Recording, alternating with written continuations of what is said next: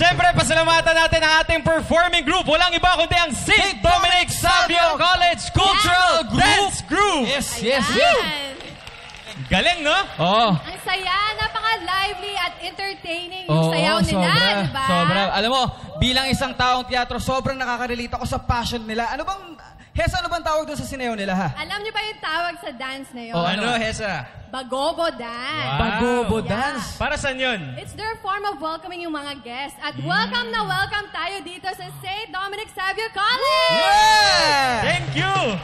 Sobrang napapasayaw tayo kanina, JV and Hesa, no? Oo, Galing. sobra. Paano? Ulit. Pero syempre, second week na natin nandito sa school na to kasi last week, ang pinag-usapan natin ay Juvenile Justice. Sobrang intense ng segment natin na yun, no? Jules, Hesa? Kung last week nakasama natin mga college students, ay this week naman, mga high school schoolmates natin. High school students? Ayan. Kay babata, pero magahuhusay Oo, sobra. Pero ito ha, Hesa. Kung Ano? last week, tinur tayo dito ni Jules sa St. Dominic. Ngayon naman, ano naman kaya ang pakulong gagawin niya? Panoorin natin to, guys, ha? Watch this!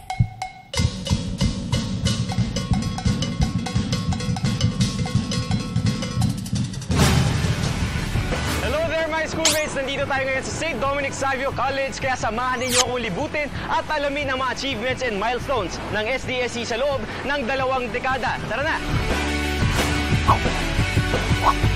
Kasabay ng graduation ng mga newly academic programs noong year 2000, masasabing sinimula na ng SDSC ang kanilang road to excellence. Sinubukan at napagtagumpayan ng SDSC na iangat ang level ng kanilang kolehiyo in terms of sports, arts, and of course, academics. Year 2000 din, opisyal na sumali ang SDSC sa National Capital Region Athletic Association. Dito bumandera at naiuwi ng men's beach volleyball team ang second place sa National College for Business and Arts Competition. Sa taong iyon, naging bahagi rin ng mascot ang SDSC kung saan for 2 consecutive years ay sila ang nag-uwi ng kampyonato ng cheer dance competition. Nakuha rin ng SDSC ang 2007 BI Festival Street Dancing Championship dyan sa May Subic, Olongapo. Matapos ang ilang taon, nag-shift naman ang focus ng SDSC sa arts competition. Isang patunay dyan ay ang kanilang pagkapanalo bilang Best in Modern Ethnic Dance sa San Jose del Monte Against Drug Addiction Committee. Dagdag pa rito, inuwi rin ng Masavians ang 3rd place sa Sagbuklod Dance Festival kung saan 300 grupo ang sumali sa kompetisyon.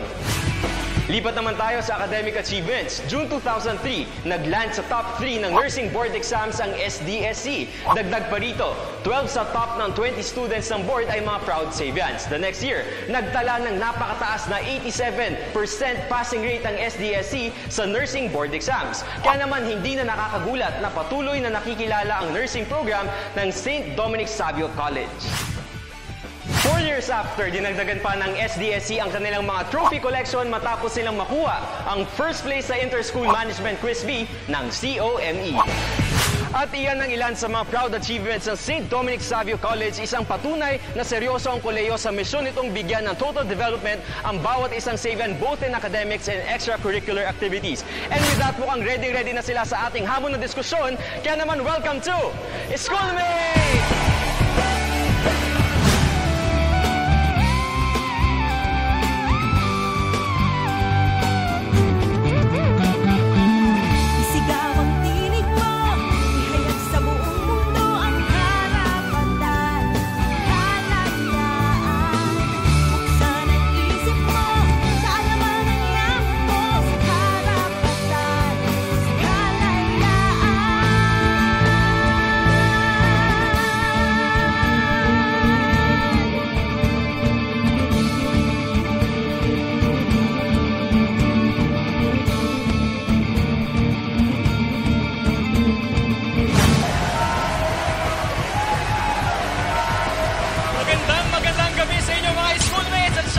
Nandito pa rin tayo sa St. Dominic Savio College at gaya nga last week, JV and Hesa, ramdam na ramdam pa rin natin ang napakataas na energy ng mga Savians! Woo! Pero siyempre, para para lalo pang mas pasarapin at siyempre mas maging masayang ating gabi. Mamaya meron tayong dalawang grupo na makakasama na magpapalitan ng kanilang mga insights and opinion sa isang napakahalaga at mainit na issue. Actually, napakatagal na palang nagbabaga ng issue na to. Pero kung ano man yung issue na yan, malalaman natin mamaya. Yes, at tama ka dyan, Jules. Kung last week ay nakasama natin mga college students dito sa St. Dominic Savio College, this week naman, mga kabatch ko, Wow! Batchmates mo, ha? mga high school schoolmates naman! Ay, Ready na ba ay. kayo mga Sabians? Yeah! Ayan! Full of energy sila and I'm sure maging exciting ang episode natin for this week. At syempre, hindi rin magpapahuli ang mga schoolmates barkada natin na nanonood sa TV at via live stream. Kaya para sumali sa ating mainit na discussion, just like us on Facebook and follow us on Twitter dahil mamaya, ilan sa inyong mga komento ang aming babasahin. Pero JV Hesa, ano nga ba itong trending issue na ating tatalakayin? Narito po, panoorin natin. Alam mo ba pare, nanood ako ng popular sa SM North Elsa. Musical play yun about kay Pope Francis. Grabe pare, ang galing niyang gumanap na Joey Velasco ba yun? Kilala ko yun eh, bumili nga siya ng souvenir program. JV Cruz pangalan nun pare, ang galing nun. Pogi pa. So apayat nun sa stage, grabe pare. Alam mo, nung kumakanta yan, na-amaze lang talaga ako kasi parang galing niya kumantas, napapaya ako, tapos mapatawa niya ako. Galing nun, hindi tapos... Wala yung buhay. Eh, di ka naman pala nakikinig, kaya na pa ako nagsasalita dito eh, ha? So, di mo ako naintindihan lahat ng mga sinabi ko kanina about popular? Kasi alam mo, dami ko nabasa. Tingnan mo, bawat page. Eh, nag-horoscope ko lang kung anong magandang kulay na damit. Nasa dulo yung horoscope, nasa gitna ako. Ano ba kasi? Pero kada page, may pinatay. Ito, pinatay na. Na-rape pa pala. Uy! Oh, ayan oh. Grabe, nakakaawa. Tapos ito, bata naman. Bata! Iyo. Sunod-sunod. Grabe. Walang awa yung mga gumagawa nito. Wala talaga. Kaya alam mo sa tingin ko, kung ibabalik yung death penalty, Death penalty? oo, matatakot na yung mga yan. Hindi na magkakasala yung mga yan. Nakaka-budget. Tingnan mo, araw-araw to. Kada pahina, may pinapatay. Eh, kung ibabalik naman dito sa Pilipinas ang death penalty, parang di rin naman magiging maayos yan. Kasi ang daming Kristiyano dito sa Pilipinas. Mga Pilipino, mga Kristiyano, biruin mo yan. Mga pro-life sila. Pero araw-araw may pinapatay, di ba? Ito kasi Uy, talaga. ano pinagtatalunan yung guys? Sabi ko dito, kailangan na ibalik yung death penalty. Alam mo, araw-araw Ayoko kung babasa ibalik. na Dario, lagi may pinapatay. Wala silang takot. Nakabadli. Oo, Hindi saka... ba tayo sa simbahan? Kasi bakit? most of us are Catholics, di ba? Pero Pero isa, isa- kailangan mo kasi isipin na maraming magtutulong sa atin ito. Number one, matatakot na silang magkasala kasi papatayin nga sila eh. Tapos Number two, diba, luluwag yung mga Jays kasi papatayin nga sila. As number 3, Still, papatay ka pa rin ng tao, di ba? At hindi yun approved ni God. So, sandali nga. Kayo na pa kayong dalawa. Bayad din ako dito, may mga lines din ako guys. Fine. May mga point naman kayo. Pero nakukulangan lang ako medyo sa mga arguments eh. Kaya alam mo, tanungin na lang natin sila. Kayo mga ka-schoolmates, payag ba kayo na ibalik sa Pilipinas ang death penalty?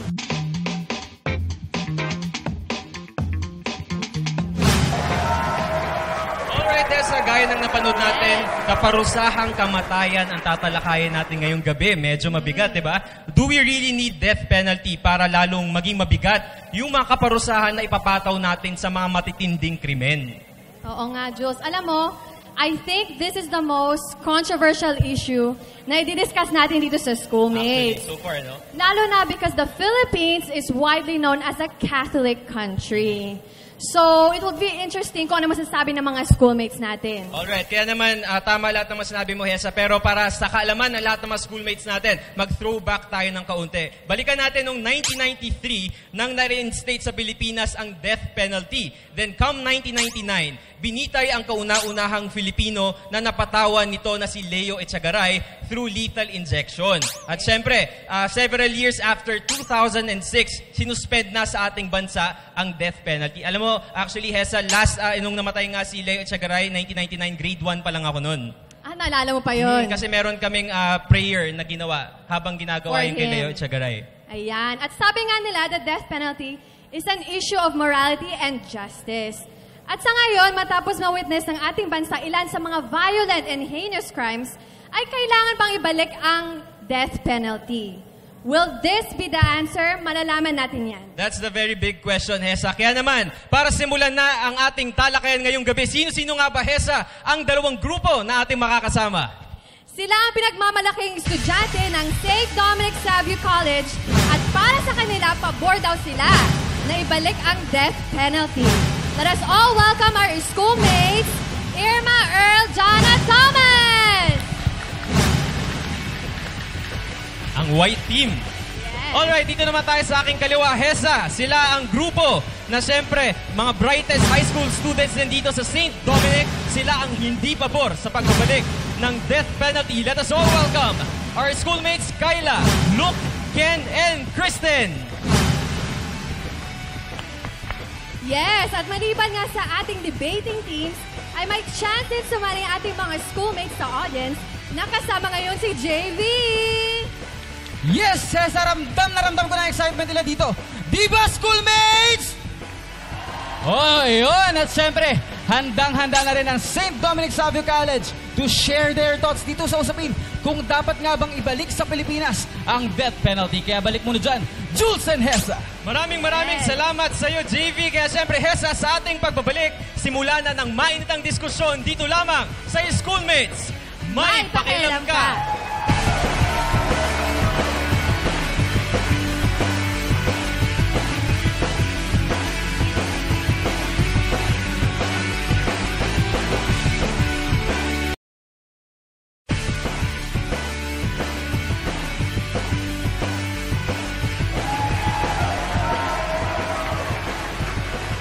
Welcome back, schoolmates! At kanina nga nakilala na natin kung sino-sino ang mga debating teams natin for today. Ang mga pabor at hindi pabor na ibabalik ang death penalty. Medyo mabigat talaga yung issue natin. Pero Hesa, syempre, at this segment, bibigyan natin ng tig-1 minuto ang bawat speaker sa bawat panig para syempre sa ating constructive or argument speech. At para simulan na ang ating mainit na debate, let's start with the panig na syempre agree na magkaroon na ng death penalty. So let's start with Irma. Ilang tao pa ba ang dapat mamatay para masindak ang mga kriminal? Ilang kababaihan pa ba ang dapat maabuso? Ilang kababayan pa ba natin ang dapat maagrabyado? Sa panahon po ngayon, kami po ay sang-ayon sa pagbabalik ng death penalty. Ngayon po kasi ay hindi na nasisindak ang mga kriminal sa mga parusa na ipapataw o ipinataw sa kanila. Kaya po, dapat po ay ibalik na natin ang death penalty dito sa Pilipinas. Alright, thank you so much, Irma. Yan, Hesa, nakita natin na ni-run through niya lahat ng mga crimes na meron sa Philippines and ayaw niya na raw matuloy ito. Kaya naman, para sa response, ano ang masasabi dyan, Kyla? Lahat ng tao ay may karapatan. Isa na rito ang karapatan nating mabuhay. Alam naman natin na kapag tinumbasan natin ang ginawa nilang krimen, ay para na rin tayong pumatay ng isang tao. Hindi rason ang eye for an eye and tooth for a tooth sa kasong ito.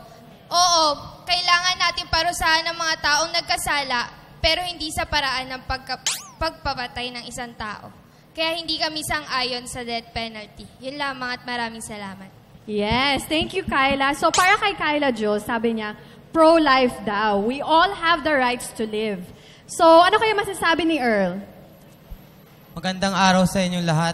Ako ay naninindigan na dapat ipatupad ulit ang death penalty sa ating bansa at sa iba pang bansa. Dahil marami na ang namamatay at nakakasulasok ng mga istoryang sa iba't ibang sulok ng ating bansa. Ilan man doon ay napapanood natin sa telebisyon o nababasa natin sa dyaryo. Kung mapapatupad natin ang death penalty sa ating bansa, maaari nating mabawasan ang crime rate at matatakot natin ang mga kriminal na gumawa ng mga krimen. Dahil doon, kaya dapat lang mapatupad ang death penalty sa ating bansa. Alright, thank you so much, Earl. Yan, Hesa, sabi ni Earl na pwedeng mabawasan ang crime rate kung ibabalik ang death penalty kasi siguro matatakot na yung mga criminals. Okay, pero anong masasabi mo dyan, Kristen? Mga moderator, magandang araw. At magandang araw rin po sa inyong lahat. Ang pinakamalaking argumento para sa death penalty o parusang bitay ay ito raw ay nagsisilbing hadlang o deterrent sa paggawa ng krimen. Sa aking pananaw, hindi naging at hindi magiging hadlang ang death penalty sa paggawa at paglaganap ng krimen. Maraming dahilan kung bakit hindi. Legal, moral, spiritual, psychological, at practical. Alright, thank you, Kristen. So, si Kristen na hindi pabor, sabi niya, with the death penalty, hindi siya magiging tool na mababawasan ng krimen dito sa bansa. So, ibalik natin dito sa pabor. Ano masasabi mo, JV? Magandang araw sa inyong lahat. Kaya gusto ko maibalik ang death penalty dahil gusto ko makamit ang hustisya ng namatayan. Katulad ng Sub 44. Tunay na nakakaawa sila, lalo na yung mga bata na kinakailangan ng support sa financial matters at family matters. At pangalawa, gusto ko maramdaman nila ang sakit at takot upang mabawasan ang crime rate sa Pilipinas at hindi na rin maimpluwensyahan ang iba at lalo na mga bata. At kung makukulong man sila, makakalaya rin naman sila at papatay na naman ulit. At kung makukulong rin sila panghabang buhay, magiging maligaya naman sila doon. Katulad na nangyari sa Bureau of Corrections. Kaya po sana, mapansin po tayo ng gobyerno. Maraming salamat. Alright. Thank you so much, JP. Sinabi ni JP, ang dami niyang points na sinabi na kung makulong din naman sila habang buhay, possible lang din naman na mag-enjoy lang din sila sa loob ng jail.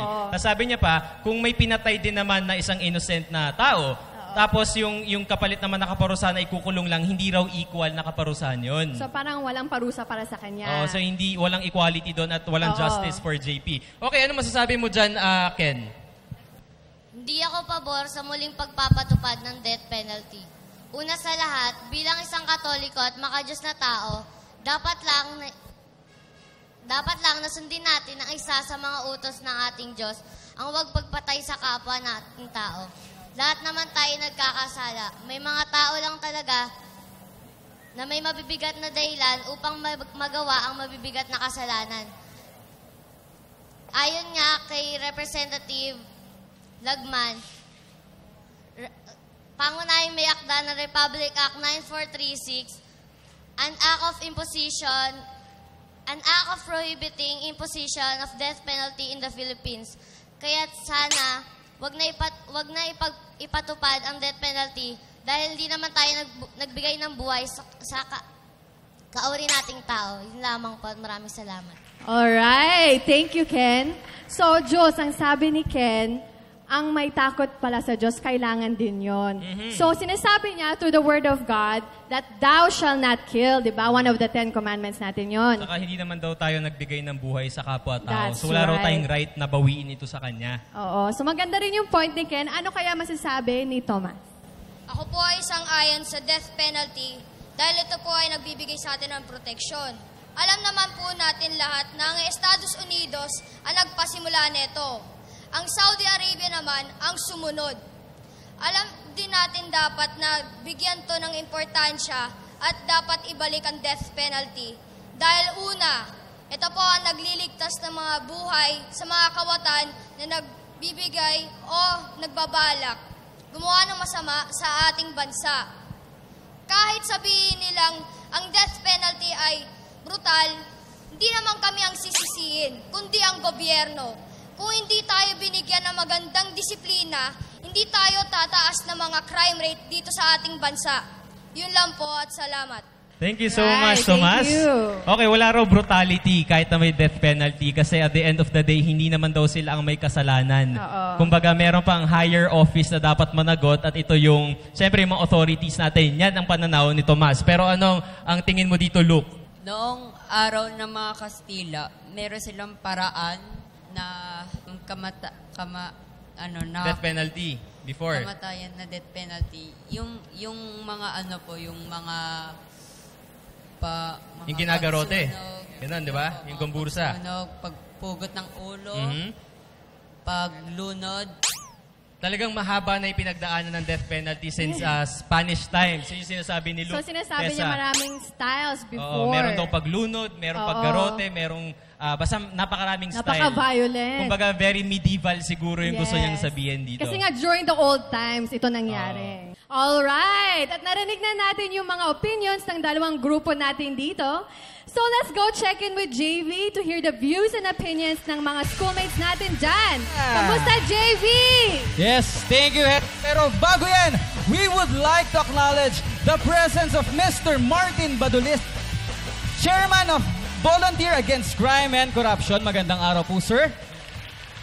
Magandang araw po. At syempre, to all the faculty members na nandito ngayon, magandang araw po. At Jules and Hesa, no? May kanikalila ng opinion ng ating mga students dito sa St. Dominic Savio College. Sino gusto mag-comment dyan, ha?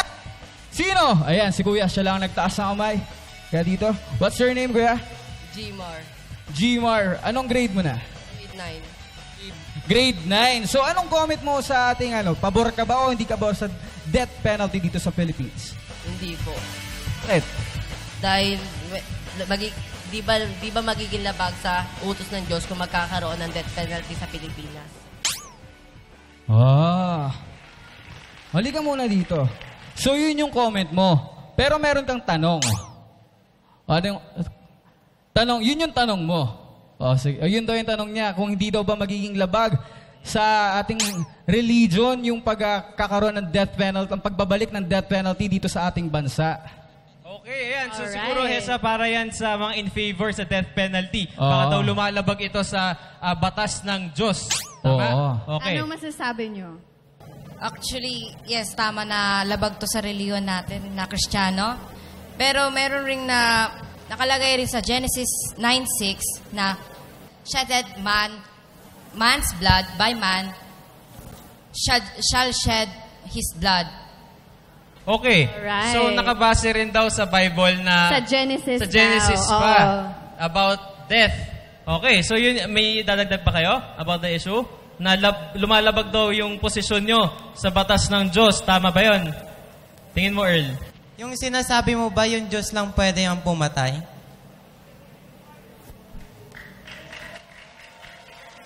Oo daw. Kung paano kung ako yung dahilan para patay na yung taong yon? Paano kung yung law na yon ang dahilan para mapatay na yung taong yon? Ayan. So, Right. nagbigay na siya ng incident na nagpapatayan and... So, mas personal na. Mas personal na. Pero yun nga, dito na lumalabas kasi Hesa and JV, yung issue na merong laws of the land o kaya yung mga batas natin ng gobyerno at meron din kasing batas yung mga relihiyon. All based on religion. Ito na yung pinag-aawayan nila. Pero JV, meron ka pa atang question dyan? Yes, balikan natin si JV. Meron pa dito kay Kuya. Halika dito, Kuya. Anong pangalan mo? Roniel po. Roniel. Anong grade mo na? Grade 9 po. Grade 9? Nung grade 9 ako, hindi ako ganito kalaki. Nung grade 9 tayo, wala pang grade 9. Wala pang grade 9 noon. Grade 6 pa lang. O anong masasabi mo? Pabor ka ba na ibalik sa Philippines ang death penalty? Hindi po. Bakit? Kasi hindi pa rin po ito makakatulong sa atin. Yun lang. Hindi pa rin makakatulong sa atin. Bakit? Kasi yung iba pong tao, wala pa rin pong disiplina at hindi sila matatakot doon. O may tanong ka ba sa ating mga... Kung if ever po na matutupad yung death penalty, hindi po ba natin matatanggalan ng karapatan yung mga nagkasala na magbago? Wow.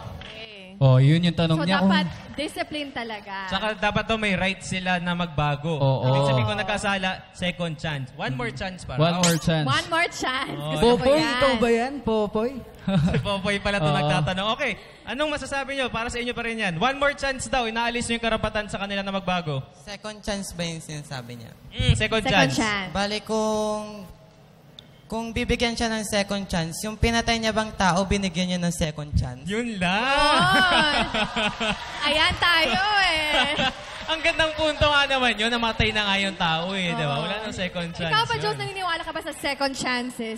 Siguro sa ibang aspeto, sa love life baka pwede. Ayan. Pero yung buhay nga, ang gandang punto nun, Esa. No? Yes. Hindi mo na mare-revive pabalik Oo. yung tao. Okay. Merong additional from JV. Ito, meron tayong additional comment mula kay Sir Dino from Volunteers Against Crime and Corruption. Hello po, sir. Sige po, sir, para makita po tayo sa camera. Hello po. Kasi Catholic school kayo, no? Nasa Biblia po na sa Mark 14, ibinibigay ng ating Panginoong Diyos, New Testamento, ibinibigay ng ating Panginoong Diyos sa ating pamahalaan ang pagpaparusa sa mga gumagawa ng kasalanan sa kanyang nasasakupan. Kaya po kung may death penalty sa Pilipinas, yan po ay pinagkaloob ng Panginoong Diyos sa pamahalaan. Kaya ito po ay nakadagay sa ating Biblia. So, yun lang po ang aking maidadagdag para sa kaalaman ng ating mga estudyante. Thank you, sir. Thank you, sir. Kaya balik muna dyan, Jules and Hessa. Alright. Thank you, Mr. Martin Dino. And yun naman pala, Jules. Sabi sa New Testament, it allows the government to pursue death penalty. Kasi kung sabi ni Sir Dino, New Yes. Testament, kanina sabi naman ni JP, Old Testament. So ibig sabihin, it's all over the Bible na pwede naman pala na magpataw ng parusa basta nagkasala. Parang may mga clues, di ba? Tsaka alam mo, very interesting kasi here in the Philippines, more than 80% ay Katoliko. So yun pala, may bagong perspective tayo natutunan from Sir Dino na syempre, meron din pala doon na possible naman pala magpataw ng kamatayan. Yes, tama yan. Okay, and balikan natin si JV at may mga comments at mga opinions ng ating mga schoolmates sa social media. Kamusta, JV? Yes, thank you, Jules Hessa. Alam mo, marami na rin comments ang dumarating sa ating social media accounts katulad ng Facebook and Twitter, katulad ni Mrs. Molina. Sang-ayon ako na ibalik ang death penalty dahil sa lumalalang krimen sa ating bansa at nararapat na bigyan ng tamang aksyon ng ating pamahalaan ang mga ganitong pangyayari. Ayon naman kay Miss Jofi Panganiban, para sa akin, sang-ayon ako na ibalik ang death penalty. Hindi naman talaga ito nawala sa ating bansa kung hindi na-suspend lamang ito sa Pilipinas. Ayun po, kaya patuloy lang po kayo magpadala ng inyong mga suhestyon at mga comments sa aming Facebook and Twitter account. Kaya balik muna dyan, Jules and Hessa.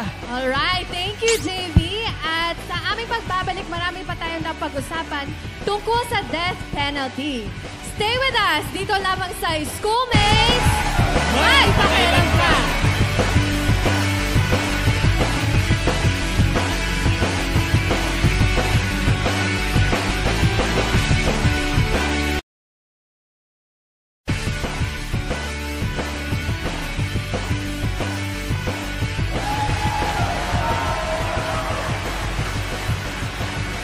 We are back and you are still watching is Schoolmates. Hessa, kanina bago mag-gap, sobrang init na ng usapin dito. Oo, napaka-tense. Coming from little kids, ang dami nilang insights. Ang dami nilang opinion regarding about this death, sensitive topic. diba? Death penalty. So at this point, bibigyan natin sila ng chance, syempre na magbatuhan ng kanilang mga opinion sa bawat isa for our rebuttals. So kanina, para magka-recap tayo kay debaters, sabi ng grupo na in favor, ang dami ng mga crimes na nangyayari sa buong bansa, ang daming namamatay, ang daming nawawala ng mga karapatan. Kapag nakukulong daw ay pwede rin din naman sila makalaya. Or pwede rin naman daw sila na mapatawad in the future. So parang for this group, para sa in favor, hindi daw justice yun. Walang justice doon kasi hindi mo na maibabalik yung namatay. So anong masasabi nyo dyan sa grupong hindi pabor para sa death penalty? Sa Amerika, pinatupad sa kanila yung death penalty, pero ano nangyari? Unang-una, marami pa rin namamatay sa kanila. Maraming gumagawa ng krimen kahit death penalty na yung hinahatong sa mga taong pumapatay mismo sa kanila. Parang wala rin, kung tutuusin, wala rin kasing silbi kung ipapatupad yung death penalty sa bansa natin. Bakit kamo? Marami pa rin naghihirap. Maraming hindi natutuunan ng pansin. Kung pantay-pantay lang yung pagtingin sa atin, kung pantay-pantay yung pagtatrato sa bawat tao, makakamta naman natin yung matinong hustisya. Okay. Alright, thank you, Kyla. So, sinasabi niyo, Jules, na sa US daw, kahit may death penalty, there are still crimes. So hindi diba? necessarily na mababawasan yung crimes. So parang walang point din kahit Oo. meron death penalty. So, ibalik nga natin sa mga pabor. Ano masasabi niyo? Ang sabi niyo po, di ba, walang kwenta ang magkaroon ng death penalty sa Pilipinas. Eh bakit sa Davao may death penalty? Pero sila ang 7th safe place in the world. Okay, so sinasabi ni Earl na isa sa safest places in the world ang Davao. Pero clarify lang natin na walang death penalty na batas sa Davao, okay? So yung kaklarify natin, wala pang death penalty sa Philippines. Pero sinasabi niya na siguro may mga cases na may natatakot daw yung mga krimen sa may Davao. Bakit kaya ganun? May dadagdag po ako sa sinabi ng aking kagrupo. Sa Sweden, wala silang death penalty. Pero halos 0% ang kanilang crime rate. Ibig sabihin, hindi ang death penalty ang solusyon sa mga krimen. May mas malalim pa tayong kailangang solusyonan. Alright. Thank you, Kristen. So, sinasabi niya, death penalty is not the only solution. So, meron na silang nabanggit na Amerika, meron ng Switzerland. Sweden. Yeah, Sweden. Sweden. So, tapos may sinabi siya kanina dito na interesting na meron pang ibang dapat na masolusyonan. Ano yung kailangan masolusyonan sa tingin mo? Sa tingin ko, ang kailangang masolusyonan ay ang kahirapan.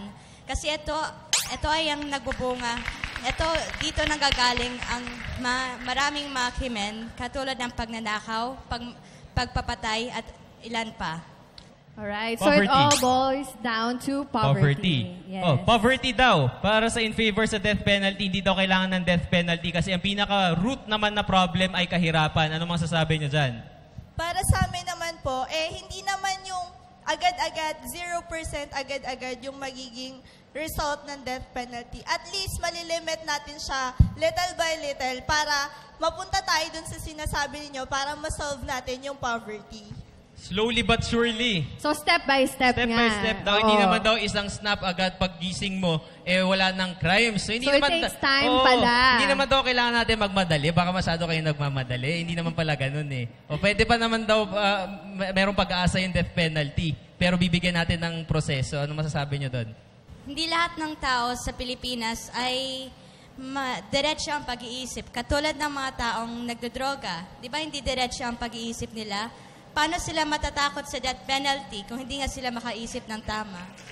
Alright, okay. Oo nga naman. May point din siya doon. Hindi talaga diretso mag-isip ang mga taong adik. Kaya say no to drugs, okay? So in other words, sinasabi niya, not everyone is disciplined, di ba? Yes, yung sinasabi nila. Okay, so disiplina naman pala ang problema. So kaya nga namin pinupush through yung death penalty is because wala tayong disiplina. Kung matatakot yung mga kababayan natin na gumagawa ng krimen, madidisiplina sila, alam na nila yung gagawin nila sa susunod. Okay, sagot ka? Oo, disiplina nga yung kailangan natin. Pero kung ipapatupad naman natin yung death penalty, hindi ba natin naisip na lalaki yung kaso ng bravery? Kasi mas maraming taong manunuhol sa kapwa nila para lang bayaran ng isang tao para i-frame up, para i-set up, para hatulan siya ng kamatayan. Wow, okay. Dapat tulong-tulong tayo, Jules. May pag-frame up na yan. Ang lalim nyo mag-isip, no? Posible na raw na mag-frame up pa. So may mga manunuhol na siguro para, kunwari pag may kaaway tayo, tapos gusto natin siyang makulong. Gagawa tayo ng something para ma-frame up siya, tapos mati-death penalty din siya, mamamatay siya. So, naisip mo na ba yun? Ngayon ko lang naisip. Okay. Pero ito, may iba tayo ng usapan para sa grupong to. O may sasagot ka ba doon? Sige, okay na. Alright. Sige, ito. Ang Pilipinas ay isang Catholic country. Yes. Ayan daw. So, ito na yung usapin ng religion. Anong masasabi nyo na against ang simbahang katoliko dito sa death penalty? Kasi syempre, pro-life ang simbahang katoliko. At saka kung appropriate ba sa Pilipinas ang death penalty? Ano masasabi nyo? Katulad nga po nung sinabi ni Sir, yung death ay yung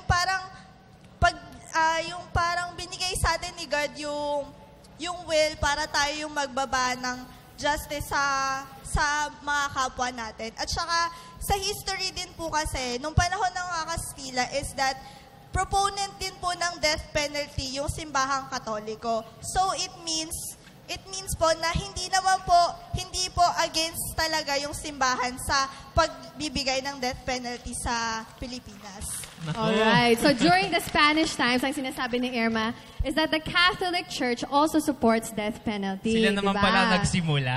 So ibalik natin dito. Idadagdag ko lang sa sinabi ng kagrupo ko na pangalan ay Irma. Alam naman po natin na masama gumawa ng kasalanan. Kasi po, kapag gumawa ng isang kasalanan ng isang tao, sa tingin niyo po ba, tao pa ba yun? Nako. Oo. Kapag gumawa ka ng kasalanan, mawawala na yung pagiging inhumane na raw ito, Hesa. Hindi na makatao kung gumawa ka ng kasalanan. Ang sagot mo dun? Katulad nga na sinabi ko kanina, ang hindi rason ng eye for an eye and tooth for a tooth sa kasong ito. Hindi naman porket pinatay ka niya, kailangan, oo, buhay din yung kailangan kapalit, pero hindi naman yung agad-agaran. Kumbaga kapag pinatupad natin yung death penalty, isipin na lang natin, papatay din sila ng tao. Hindi ba natin naisip na dapat din kasuhan yung mga doktor na mag-i-inject sa kanila ng natal injection kasi pumatay din sila ng tao? Nako. Okay, alright. Hindi raw pwede ang an eye for an eye, a tooth for the tooth for this case. Sandali lang, Jules Cesa. Okay. Sorry, debaters, pero may gustong i-comment kasi si Sir Martin. Hi, Sir Martin. Hindi, dadagdagan ko lang yung kaalaman ninyo, no? Tama, nasa Sweden at Scandinavian country, tinanggal po nila ang death penalty. Actually, ang Amnesty International ay nakabase sa London. Madami pong bansa ang nagtanggal sa death penalty. Pero, itong mga bansa na to ay hindi natin pwedeng sabihin pro-life. Dahil sa Scandinavian country, allowed sa kanila na pumatay ng batang sanggol dahil legal ang abortion dito sa mga bansang ito. Kaya, hindi ba silang unang pumapatay, lalo na mga walang kasalanang anghel, dahil legal ang abortion sa kanila? Pero ang mga matatandang kriminal ay pinapalaya nila death penalty. At balikan ko lang yung kanina, no? Kaya tayo may pamahalaan, naghahalal tayo ng congressman at senador para gumawa ng batas na naaayon sa panahon. Ngayon, sa panahon na to, kagabi lang, merong pinatay na babae dito sa Commonwealth. Binaril siya sa ulo. Ang mga kasong hinahawakan namin, isang 8 months old na bata sa San Juan, ni-rape pagkatapos ipinalo yung ulo ng bata sa semento. Balikan natin kanina yung sinasabi natin sa illegal drugs. Sabi nyo, nakadroga ito, hindi niya alam ang ginagawa, pero bago siya magdroga, alam niya na mapapraning siya. At saka dito, ang mga drug laboratory ng mga incheck, hindi lang isa ang sinisira ang buhay nila. Buhay ng lahat. Buhay ng pamilyang Pilipino ang sinisira ng droga. Pero pagka ang ating Pilipina, naloko nila na magdala ng droga sa China, binibitay. Pero ang mga drug lord dito sa Pilipinas, inilalagay sa kulungan, naka-aircon pa. At nakakapaggawa ng droga para sirain ang lahing Pilipino. Pero kung noong may death penalty, ako po ang nag-alaga kay Baby Echegaray, at nung nabitay si Leo, nagkaroon ng chilling effect. Mangloko ka lang ng babae during that time, sasabihin sa'yo, baka ma-Echegaray ka. Mambastos ka lang ng babae, sasabihin sa'yo, gusto mong mabitay? Ito yung naging chilling effect during that time. Kaya sa ngayon ho, ang hinihiling nga natin, at saka nga pala, yung death row, doon nakalagay yung mga bibitayan. Nung araw, nung may death penalty, walang hawak ito kundi puro Biblia. Lahat sila doon sa death row. Ngayon, nung tinanggal ni Gloria Macapagal-Arroyo ang death penalty, nagluto sila ngayon ng shabu sa loob ng kulungan. Kaya yan natin hinihiling, no, na pag-aralan ninyong mabuti. Hindi naman natin ilalagay ang death penalty forever. Tignan lang natin yung araw-araw na ginagawa ng riding in tandem na pumapatay ng mamamayan, ng re-rape ng bata, ng re-rape ng kababaihan. Itigil natin ito. Isa lang ang matatakot sila sa kamatayan. Alright. Alright, thank you so much. Thank you, sir. Alam mo, nakakatuwa, Jules and Hesa, na mayroon tayong mga guests para nalilinaw natin yung mga bagay-bagay at opinions ng ating mga debaters. Kaya balik muna tayo dyan sa mainit na diskusyon, Jules and Hesa. Thank you, JV. Alright, Ayan, thank so you. many good points, Hesa, no, from Chairman Dino ng VACC. Ito, ibigay natin to sa panig na hindi pabor. Sinabi ni Sir kanina, since kayo nag-cite ng mga country sa Europe na siyempre inalis yung death penalty. Pero parang hindi raw patas, Hesa, kasi inalis nila yung death penalty, pero may abortion naman. So, parang hindi magandang example yon. And one point pa na sinabi ni Sir, nagkakaroon ng chilling effect. Ibig sabihin, tuloy-tuloy na natatakot yung mga kriminal na mambastos pa ng babae dahil nga doon sa case ni Leo Echegaray noong 1999. So, ibig sabihin, sinasabi ni Sir na, Hesa, merong maganda rin pala na effect yung death penalty during that time. So, what can you say about that? Kung para sa akin naman po, hindi na po yan kung i-approve pa ang death penalty o hindi, kundi nasa gobyerno na natin yan.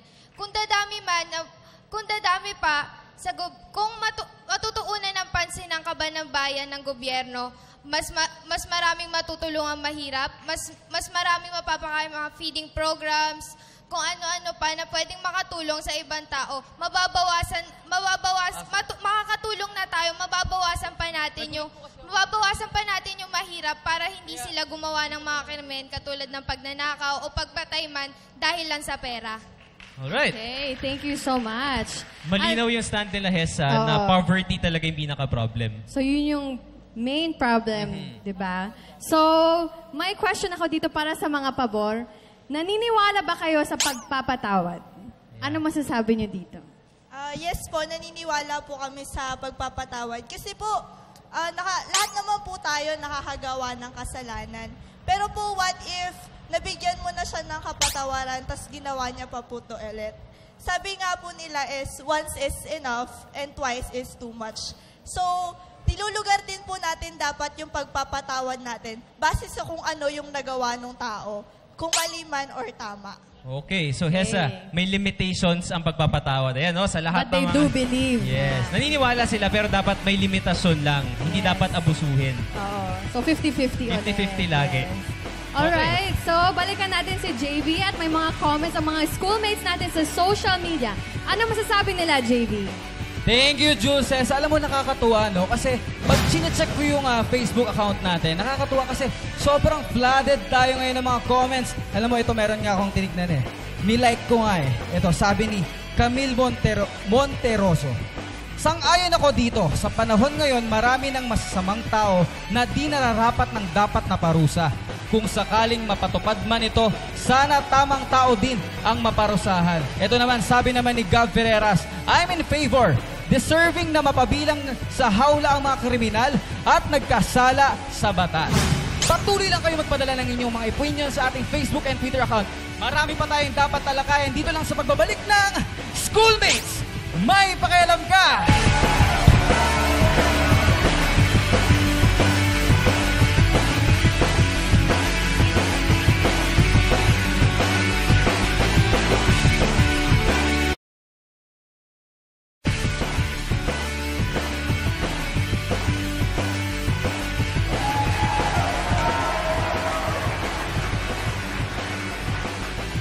Back to Schoolmates. Okay, JV Hesa, sobrang ganda ng palitan ng opinions kanina.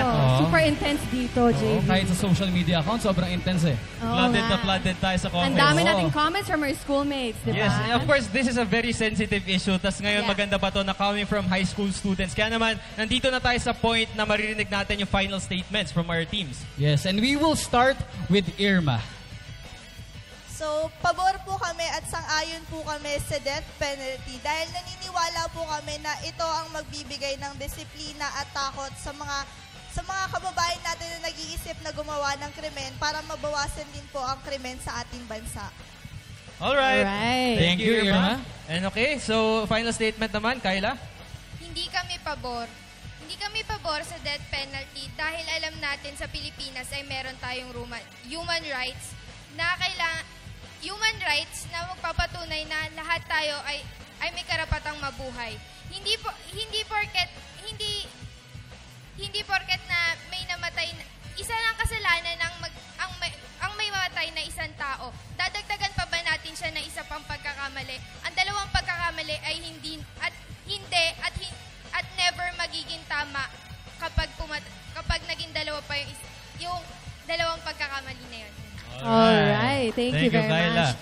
Alam mo, Jules and JV, ang dami natin natutunan, no, today, from the young minds of today. Pero ang dami kayo ba? nilang mga opinions about the death penalty. Anong stand nyo sa very sensitive na issue na to? Ikaw, Jules. Ako muna. O sige, ito yung stand ko dito, isang malaking no. Okay, bakit no? Kasi unang-una, bukod sa pro-life ako, naniniwala ako sa karapatan ng mga mamamayan na mabuhay.